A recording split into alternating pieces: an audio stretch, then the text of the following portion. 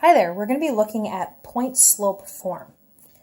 Question number 1 asks you what is the point-slope form of the equation that goes through these 2 points. In order to get the equation in point-slope form, we need to know the slope. So we'd want to find the slope between these 2 points first using the slope formula. -2, subtract -7, and then 8, subtract -6. This turns into plus. This turns into plus, and there we have our slope. Now to write an equation in point-slope form, I need a point along with this slope. It doesn't matter which point you pick to write your equation, so I'm going to write it in both forms. Remember, this is the x, this is the y. So to write an equation in point-slope form, I want y minus the y-coordinate, which is -2. That's going to change this to plus. Then the equal sign. Next, I need the slope. That's 5/14. Big parentheses, x minus, and the x-coordinate from the same point is 8. That is in point-slope form.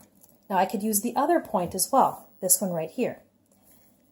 Y minus the y-coordinate, which is -7. That changes to plus, and then the equal sign. The slope comes next. Big parentheses, x minus the x-coordinate is -6, which changes to plus again. Either one of these ways of writing it in point-slope form is perfectly fine. On number 2, we're asked to write the equation in point-slope form. In this case, we're given the point and we're given the slope. So again, we're going to go y minus the y-coordinate, which is -1. That changes it to plus, equal sign. Right after the equal sign comes the slope. Slope is -4/5. Big parentheses, x minus the x-coordinate from the point is -5. Again, that's going to change it to plus. And there you have it in point-slope form. All right, on number 3, we're asked to graph using point-slope form. So you can see here we're asked to pull out the point and the slope. The slope is located here. That's 4/3. And the point. Now remember, this was x minus the x-coordinate. Well, if that's a 2, the coordinate would be 2. And then over here, this is y minus the y-coordinate, and that's an 8. So the coordinate would be +8. So we've got the point 2, 8. We want to first graph the point. So over 2 on the x-axis and up 8 on the y. Now we need a slope of 4/3. But if I rise 4 and run 3, I'm going to be off the graph. So I'm going to have to fall 4 and run back 3. Now you'll see when I connect the points, I have a nice positive slope. On number 4, we're asked for the point-slope form of the graph.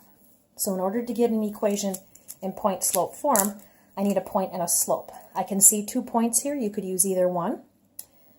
But I need to find the slope. So between the points, I would rise up 2 and run 3. So we have a slope of 2/3. And then if you look at the points, if I named this point right here, it's -2, 2. And if I name this point right here, it would be 1, 4. So I can use either point for my point-slope form.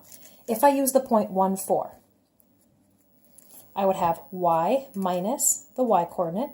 After the equal sign comes the slope of 2/3, and then x minus the x-coordinate's 1. And there I'd have that point in point-slope form. I could also use this other point. Again, I go y minus the y-coordinate.